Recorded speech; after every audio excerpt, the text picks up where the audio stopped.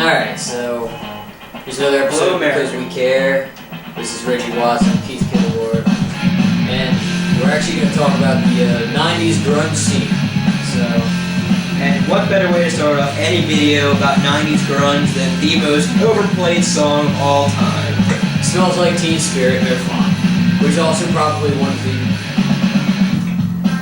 of the most played bands of all time. Nirvana. Awesome. I like Nirvana. People hate me on it, but you know what?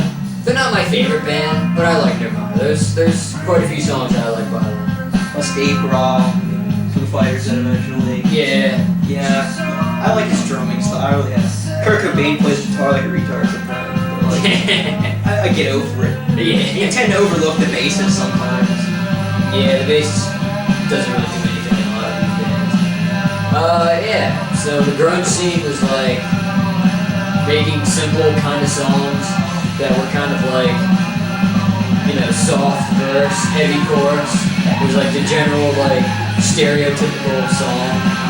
And then Nirvana exemplified this really big time with like their 3 albums. Like every single song was set up that way.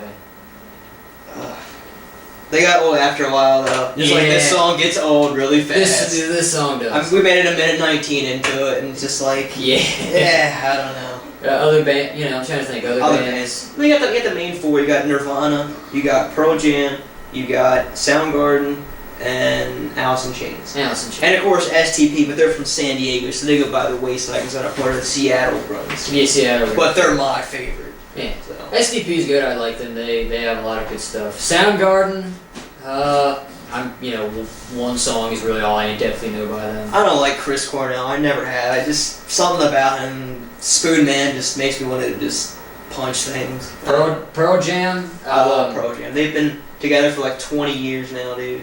Pearl Jam, yeah, I like them, but don't ask me to name a specific song by them because I probably couldn't do it. Really? Like Even Flow, The Fixer. Okay, Even Flow. Okay, that's like I could probably name that one. But there you go. And then Alice in Chains, I kind of like them a little bit more than the others, solely because they're a bit heavier, a little more metal. I like new Alice in Chains, like almost as good as well as I do like the earlier Alice in Chains. Like their new guy William DeVaw, their black singer. Yeah. He's a fucking man. I saw him live. Yeah, but I mean, it's not lame. Like with me being, I don't care. I thought it was amazing. With me being a hardcore, like I love like Dirt and Facelift are like up there in 2 of my favorite albums of all time.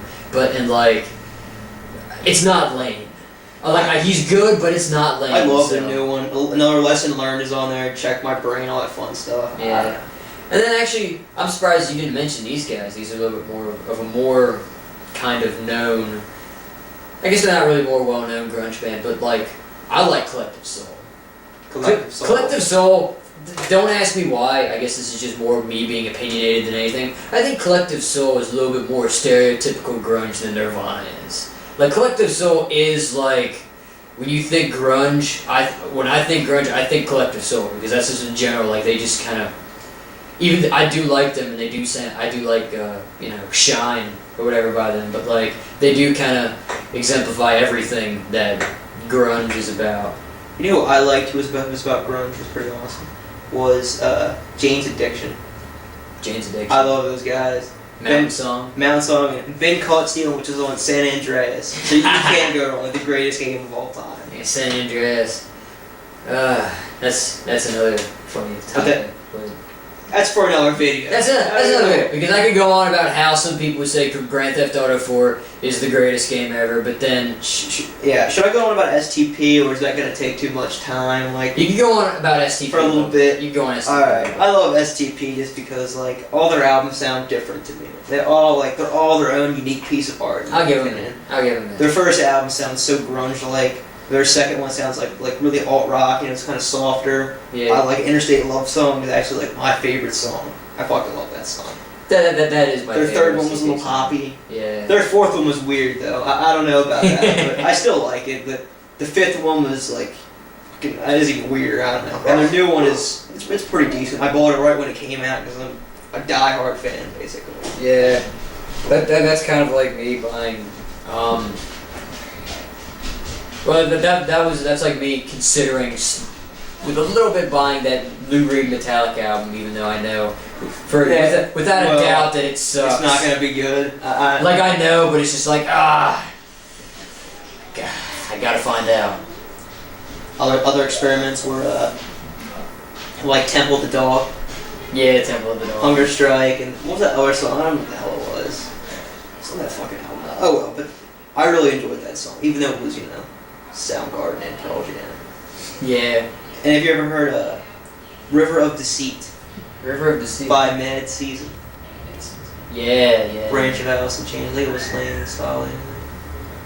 Yeah, Lane, I like the Alice in Chains a little bit because, with Lane, you have to admit, the vocals in the old Alice in Chains, they just give you the chills when him and come on, and Jerry Cantrell just harmonize. But William Duvall, when he plays live with him, with Jerry anymore, yeah, it sounds exactly like it though. I don't know how the hell you. I'm trying to think without using big music words, but big music words. The dissonance is when there's two contrasting sounds, in which there was a little bit more when Lane and Jerry would do it, and so that just sounded so cool. Yeah, and they're a little bit more harmonized now, which it sounds good. It's just it doesn't give me that chill.